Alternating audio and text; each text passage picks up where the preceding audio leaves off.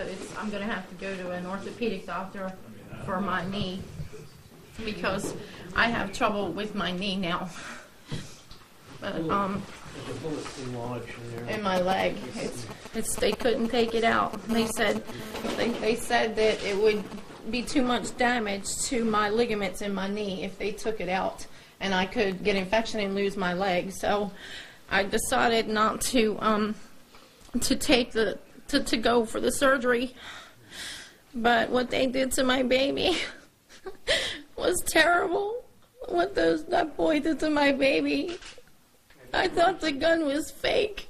You know, I didn't think the gun was real. Can you tell me, Sherry, exactly what happened? I was walking home from the post office, and I thought, you know, I don't go out enough, so I should take a walk. And I was 5 minutes from my house, next to the blue house out this road here. I always walk Ellis Street. And a boy approached me and told me he wanted my money. And I told him I didn't have any money, you know, and he said, give me your money or I'm going to kill you and I'm going to shoot your baby and kill your baby. And I said, I don't have any money and don't kill my baby. And he tried to grab my purse and I tried to tell him I don't have any money, and then he shoved me and he shot me in the ear. It grazed my head back here. And then he shot me in the leg, and I didn't feel it. It got numb. I thought it was just a BB gun because it was a small gun. And then all of a sudden he walked over and he shot my baby right in the face. And he must have died instantly because I screamed for help and a neighbor to call the police, and he ran off. He got scared that I screamed, and I wheeled my baby really quick to a safe place inside the gate of the blue house on Ellis Street. And then, you know, I took him out of the harness and I tried to perform CPR, but I saw his lungs inflating, but he was not breathing and there was no pulse. And by the time the EMTs got there, the police, they tried to do CPR also, and we lost him. Did you see if the boys put the gun anywhere? No, he ran with it. He ran with it down London Street. Was there another boy with him? A little boy. He was hiding behind the bigger boy, and I don't know whether it was his brother or a friend. But we're still trying to, you know, identify who was truant that day, because, you know, there's a lot of truancy lists. And I'm also going to be talking to, that's my phone, excuse me.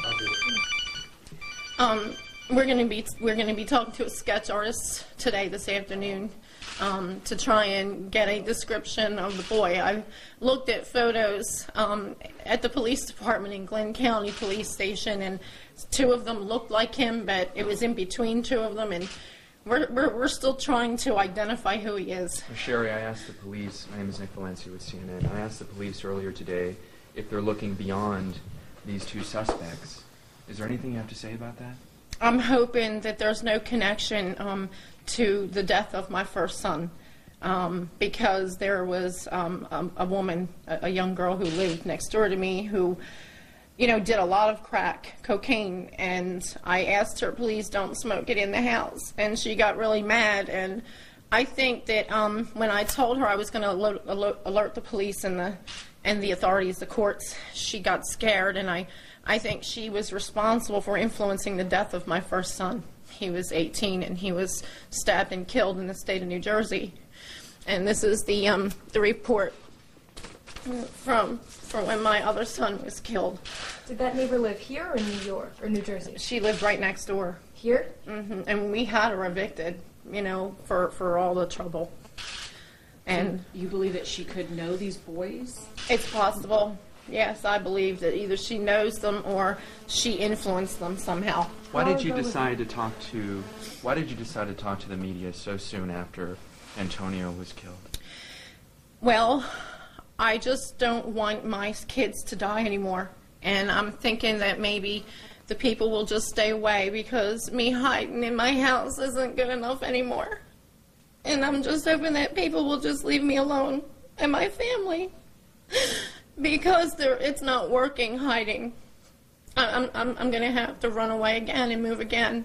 You know, I moved 1,000 miles away from New Jersey to get away from a lot of people that were hurting me. So I thought maybe if I hid in my house, nobody would bother me.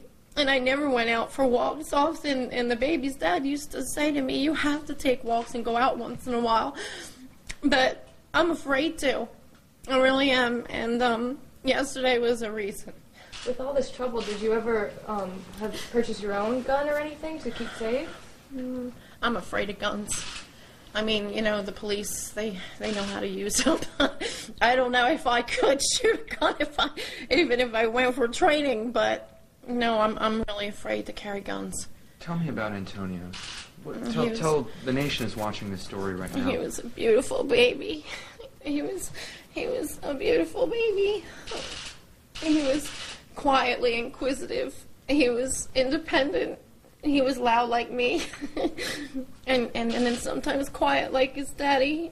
He loved Mickey Mouse and all the Disney movies. There are like a stack of them over there. His favorite was Mickey Mouse. Were there any problems in the home? No, me and the baby's dad just live apart because we never got married yet, and we were waiting on that. You know, we dated 3 years, and you know, we just wanted to make sure, you know, that everything would work out. Do you stay at home, Mom?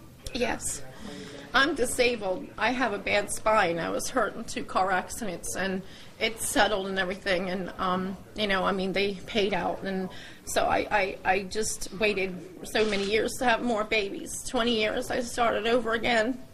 And I didn't realize how much work it was going to be with a bad spine, but I loved my son very much. And it'll be a while, you know, before I have any more. And what do you have to say to the kids? I'm with the Brunswick News. What do you have to say to the possible suspects out there? they were very wrong. And I hope that they get the maximum sentence if they're caught. If they can commit an adult crime, I mean, even the police can't even go to training without being 21 years of age. So if they can use a gun like an adult, then they can be charged like an adult. I want to see lethal injection, or at least, life in prison, because, I mean, this child did nothing to him. He was innocent and helpless. Anything else you remember about the two boys? It's just that he was an African-American male he was as tall as me, and skinny, and very curly hair. And he had really dark, bushy eyebrows, and a little bit of protruding eyebrows. So if you see anybody like that, be careful. And that's what I'm saying to everybody out there, because he may still be in the area. Have you felt scared in this neighborhood Yes, before? very.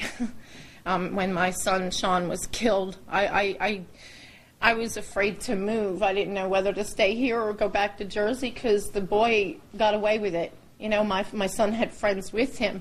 He was going to be a cop, but he didn't wait for the gun and badge to go and, exercise justice. He was made to think that a girl was being hurt and that boy was hurting this girl, and he wanted to tell him not to do it. And the boy had a knife, and my son never saw it. So he was tragically stabbed and killed.